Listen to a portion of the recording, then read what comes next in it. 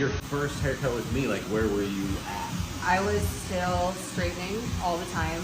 I was coming in here and you were cutting it straight, right? We were buzzing the back, like buzzing it real short in the back. Because that's how you wore it every day. Yeah, exactly. Yeah. And I was straightening it like twice a week about. And then you started doing all the curling things and I was like, oh, I have curly. And so I wanted to do that.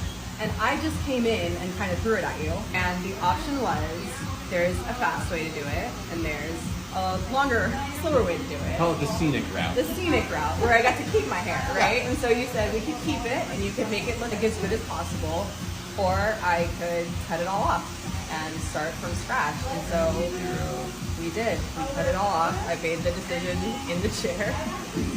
And then I cried because it was very traumatic So to did lose I. all of my hair. Yeah. That was right. Yeah.